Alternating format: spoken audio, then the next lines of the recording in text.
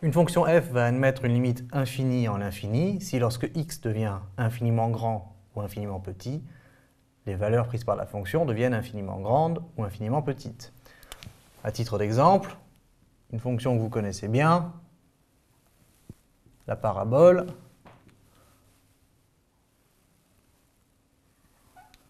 y égale x carré, eh bien plus x tend vers l'infini, plus la valeur de f de x est grande.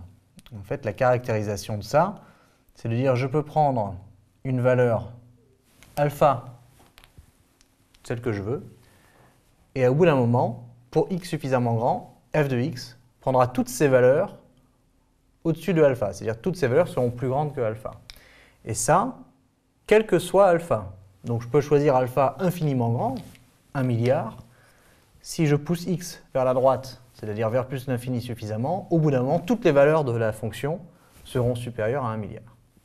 Donc là, j'ai bien une limite, lorsque x tend vers plus l'infini, de f de x, qui est plus l'infini. C'est d'ailleurs vrai si x tend vers moins l'infini, au bout d'un moment, en prenant une valeur bêta aussi grande que je veux, toutes les valeurs de f de x seront plus grandes que bêta pour x suffisamment négatif. Donc ça veut dire que la limite en moins l'infini, c'est aussi plus l'infini. Je pourrais même écrire ça pour aller un peu plus vite. C'est-à-dire que si x tend vers plus ou moins l'infini, dans les deux cas, la fonction prend des valeurs qui deviennent de plus en plus grandes et j'ai une limite infinie en plus ou moins l'infini. Bien entendu, on peut faire la même chose avec y égale moins x2.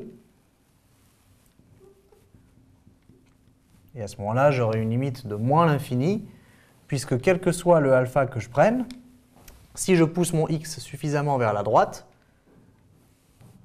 toutes les valeurs de f de x seront inférieures à alpha. Et ce, quel que soit alpha. Et c'est ça la clé.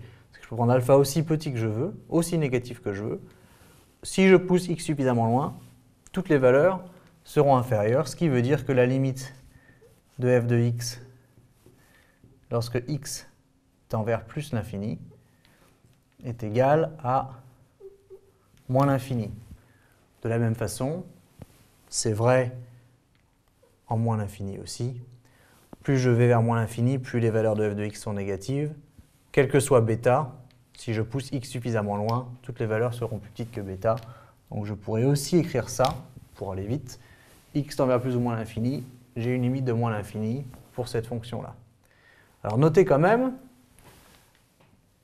ça c'est une bonne question qui a été posée, si vous avez une fonction, mettons je dessine en tout cas un peu n'importe quoi, une fonction comme ça, évidemment la limite de cette fonction, en plus l'infini, n'est pas plus l'infini. Mais certains m'ont demandé, mais oui, mais si je mets alpha ici, toutes les valeurs sont au-dessus de alpha. Donc, pourquoi est-ce que ma limite n'est pas infinie? La raison pour laquelle la limite n'est pas infinie, au-delà du fait que ça se voit, mais ça, ce n'est pas une justification en maths, c'est qu'il faut que ce soit vrai pour n'importe quel alpha. C'est-à-dire que si je choisis ce alpha-là, il faut qu'au bout d'un moment, toutes les valeurs de f de x soient au-dessus. Je vais l'appeler alpha prime. Et donc, ce n'est pas le cas ici. Ici, j'ai un cas particulier. Ce alpha-là, effectivement, toutes les valeurs sont au-dessus à partir d'ici.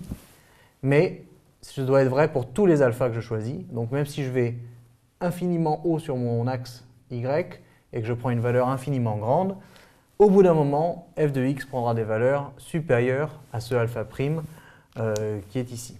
Donc, attention à cette confusion. Là, on a bien le comportement qui nous donne une limite infinie en plus ou moins l'infini. Ici, c'est une confusion parce qu'on a oublié de dire que c'est vrai pour tous les alphas.